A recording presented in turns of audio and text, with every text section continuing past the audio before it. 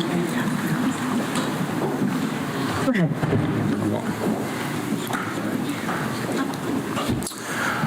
Good evening, everybody. This is a very important night on the House floor. House Republicans tonight stood with the overwhelming majority of Americans who demand secure elections. Standing with me are some of the champions of this cause in the House and some of the leaders outside our chamber who've been working on this issue to ensure this integrity for quite some time. And this is a big achievement tonight. By voting for the Save America Act, House Republicans did exactly what the American people sent us here to do. It's promises made, promises kept. Ensuring the integrity of elections is an essential issue. It's essential to maintaining our constitutional republic, and everybody in this country seems to understand and agree to that. This is about a 90-10 issue in the polling, because all that we've done tonight in this simple piece of legislation is apply common sense. All this Save America Act does is it enhances the Save Act, which you've already passed twice before, which says that you have to have proof of citizenship before you register to vote in federal elections. The law already provides for that, but we need to ensure that it's enforced. And the second part of it, what we added tonight and what is part of the Save America Act is the second piece, the very common sense requirement that you have a photo ID if you're going to vote. So that's it. That's what the bill does. Proof of citizenship and photo ID to vote. Everyone in the country understands the necessity of that, understands how simple it is and how important it is. And the only people that oppose it are people who want to cheat our system, who want to participate in our elections illegally, unlawfully. And that's not fair to the American people and the citizens of this country. And so we had only one House Democrat participate with us tonight. This has become a bitter partisan fight, and it's madness to us. We can't quite understand what the rationale is for opposing a free and fair election, but they're going to have to explain this to the people, and they're going to have a hard time doing that. Now, this bill, having passed the House, will now go to the Senate, and we are encouraging all of our Senate Republican colleagues who believe in this just as we do to try to get this thing through the system, to pass it there. And we're hoping that some Democrats in the Senate will come to their senses and do the right thing for the people. Otherwise, they got a lot of explaining to do, as we say down in the South. This is something that is overdue. It's something that's common sense. It's something that comports with what the American people want. And there's really just one question that would linger over all this now. Will Senate Democrats continue to cater to their extreme left-wing base, or are they going to finally join the overwhelming majority of Americans on this common sense reform? But I'll tell you this, once again, Republicans have demonstrated that we are the party of common sense. We are the party that's delivering exactly what the American people sent us here to do, and we will continue that. Got a lot of champions that you can hear from here shortly before we take a few questions, and I'm going to yield first to Chairman Brian Stile, who has worked really hard on this issue. Where is he at? Right behind you, Mr. Speaker. Sir. Mr. Speaker, thank you very much. What an exciting day to have passed the Save America Act, moving forward two absolutely essential and important topics in election integrity. Making sure that it's only U.S. citizens who are voting in U.S. elections by ensuring that there is proof of citizenship at the time of registration. The other topic being photo identification. And as you watch the left push back against this, you realize how ridiculous their argument is. We were having a debate at committee on the topic of photo identification. I flew home to Wisconsin, went, grabbed a six-pack of beer. The clerk recognized me, said, "Hey, Brian, can I see your ID?" I said, "Sure." I opened up my wallet, handed my wallet. He checked it. He allowed me to buy a six-pack of beer. I just think it's absolutely nuts that we protect our beer more than our ballots in jurisdictions across this country. The legislation today is a meaningful and real step forward in election integrity to make sure that it's only American citizens who are voting and that the people are who they say they are who come to the polls. So I appreciate the work of the leadership, our outside friends who are with us today, and it's my great pleasure to now yield to the author of the bill, my good friend, Chip Roy. Thanks, Bob. Well, only a man from Wisconsin being here talking about protecting his beer, right? It's like, look, and I'm for that, by the way. To be on the record, I'm for protecting your beer. Look, it is an honor to be here. I just think this is a great reflection of the team that is the Republican conference in the House and what we're doing to work together to deliver for the American people. They sent us here to do what we said we would do. It's a pretty simple task. The president talks about common sense. This piece of legislation is simple common sense. There's a reason that it is polling at astronomical levels, no matter which party you're in, no matter what race or background you have, whether you're urban or rural, whether you're black or white, Hispanic, whether you're male or female, it's polling at 80, 85, 90% across the country. It's because it's common sense. The American people want a sovereign nation. They understand that voter ID is common sense to vote. They want only American citizens to vote in American elections, and this legislation does that. And the Save America Act is now headed to the Senate. And we certainly hope that the Senate will take it up in good faith, put it on the floor, and have a robust debate. Make the greatest deliberative body a great deliberative body again. Go to the floor of the Senate and take this up. I want to see people who want to oppose it go to the floor of the Senate and try to explain to the American people why they wouldn't support this common sense legislation. I want to thank the Speaker. I want to thank Chairman Stile. I want to thank all of the leadership team here, but I want to give a special shout out and thanks to the groups and all of my friends here, but particularly Cleta Mitchell, without whom we wouldn't have been able to get this drafted in the first place and get this bill across the finish line here in the House. So with all of that, I appreciate it, and I'll turn it over to our great leader, Steve Scalise.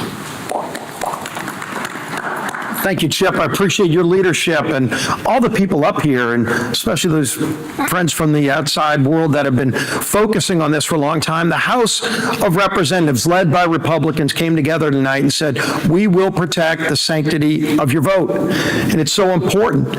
You know, you think about the military veteran who risked his life overseas to defend our freedoms.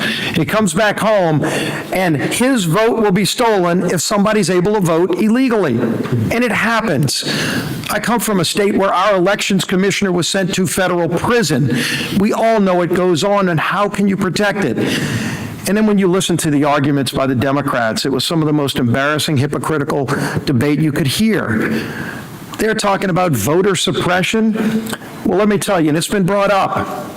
Try getting on an airplane and flying home tonight without showing a picture ID. Try going into a bar without showing a picture ID. Try getting into the Democrat National Convention without showing an ID. They required it. The same Democrats that are saying things like Jim Crow said you have to have an ID to get into their own convention because they know it's common sense. If you want to have a secure operation in anything, and elections are the most important franchise we have in America to protect democracy.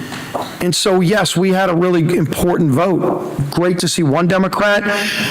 Really perplexing why every other Democrat wanted to support voter fraud. That's really what you're supporting if you voted no tonight. You're saying you're okay with voter fraud. And that's a disgrace. Look at states that have done this. Georgia, they said all those same things, by the way, in the state of Georgia, that passed a voter ID requirement. And what happened in the next election after? You had actually higher voter participation.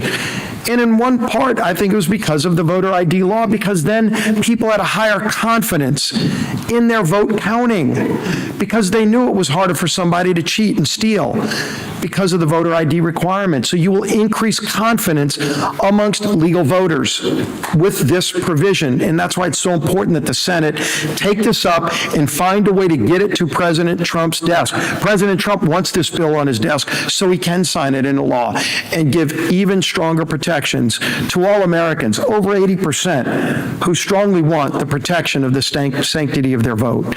And the man who helped us get the votes for this bill, our whip, Tom Emmer.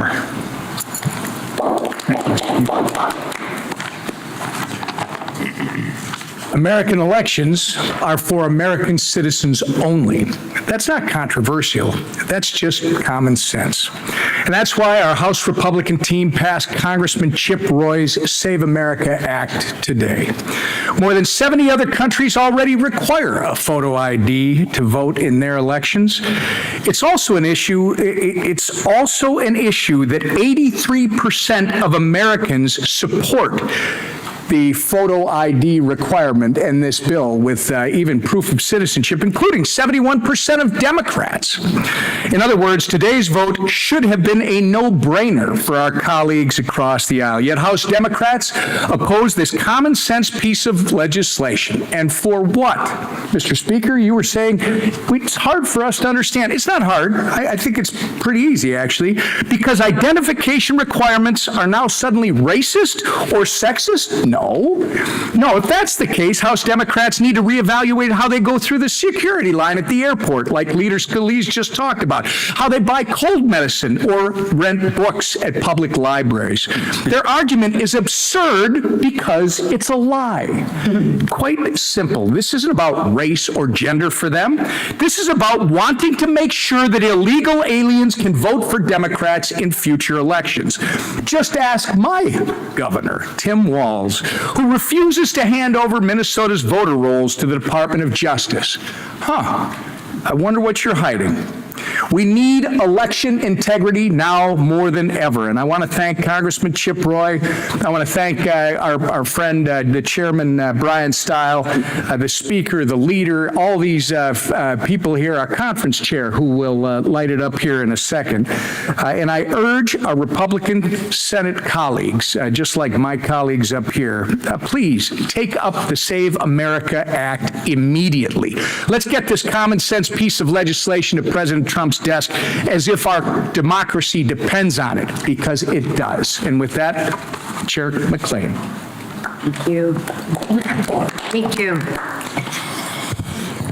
Well, thank you, Chip, for putting this piece of legislation on the floor, and thank you, Brian, and most of all, thank you to our coalition partners here.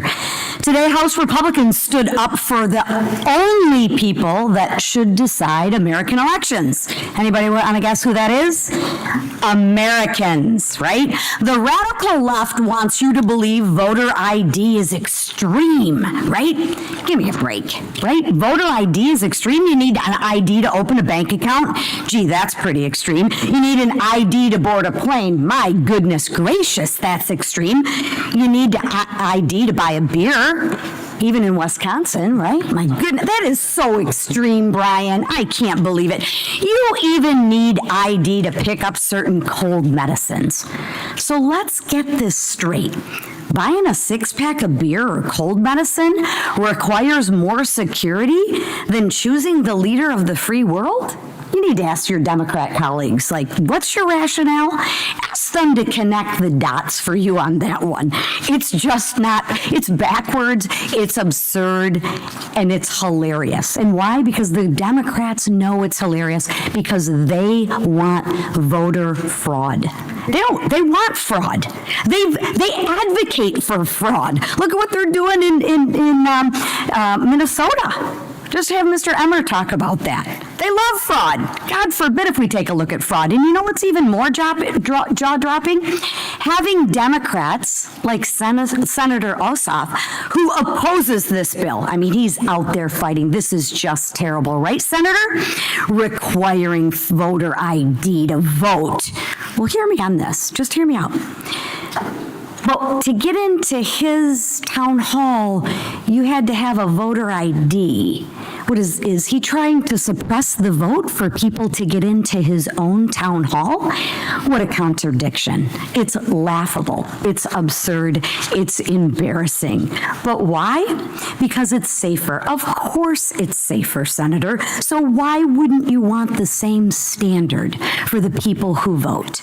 Different standards for you. Just interesting, right? But the American people can see right through that. They recognize common sense when they hear it, and they know that protecting the integrity of our elections is not extreme. It's absolutely essential. For years, Democrats have blurred the lines at our borders, downplayed concerns about election security, and dismissed the voices of everyday Americans who simply want fair and honest elections. Isn't that terrible? They've tried to shame and silence anyone who dares to ask a basic question about ensuring the fact that only Americans can vote. Well, let me share with you. With Chip Roy, Brian Stiles, and this coalition team behind me, that's not going to happen on our watch. The Save America Act is not complicated. It's really not. It's not radical. It's not even controversial. Actually, it's not controversial to anyone who's operating in reality. It's crystal clear. If you want to vote in American elections, all you got to do is prove that you're an American. Period. No loopholes, no games, no excuses. Voting is just another transaction. It is sacred. It's not just another transaction. It's sacred, and it is the foundation of our republic. It's the voice of the American people and the voice that belongs to the citizens. It does not belong to non-citizens. It does not belong to foreign nationals, and it does not belong to anyone who is here illegally. So again, thank you for all of your hard work on this. And with that, Mr. Speaker?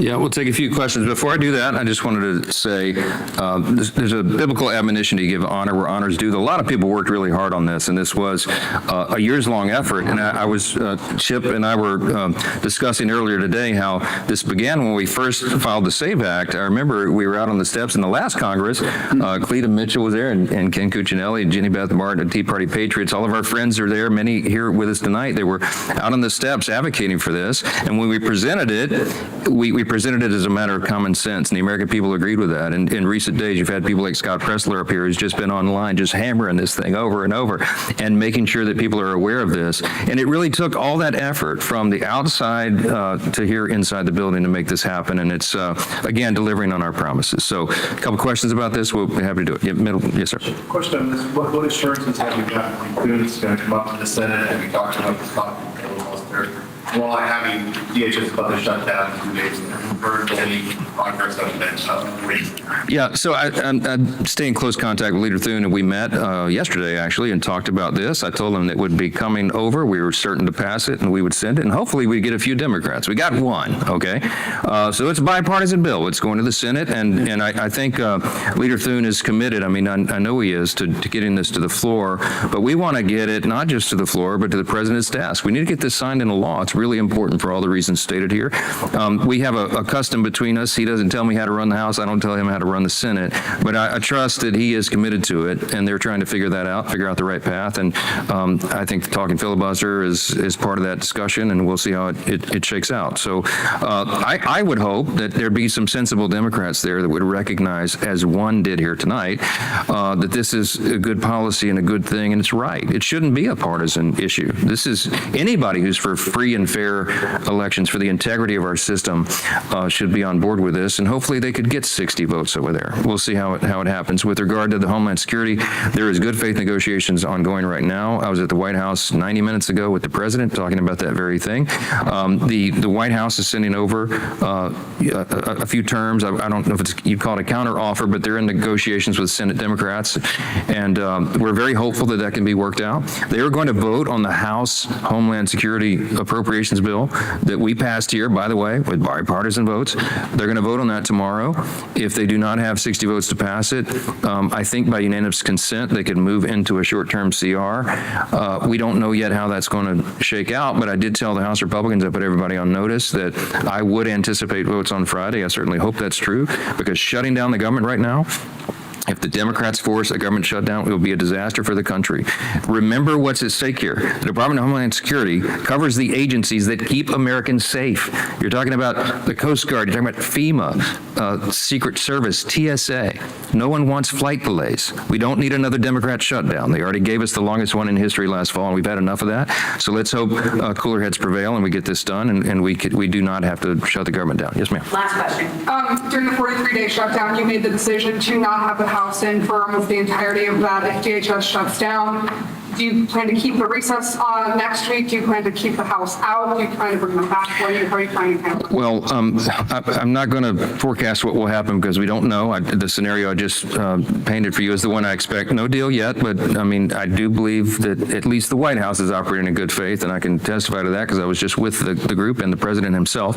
We'll see how the Democrats receive that. This would be different than the full government shutdown for 43 days, and we will do whatever is necessary. Republicans will will do whatever is necessary to get the government open. If it looks like we have an opportunity to do that, then I would press for it. If it's a short-term CR that would cover next week, people have very important events in their districts, serving their constituents, doing that hard work, and that's always of high importance and high priority. So we'll have to make that decision depending on the circumstances as they develop, so stay tuned. Appreciate y'all being here so much. Thank you so much.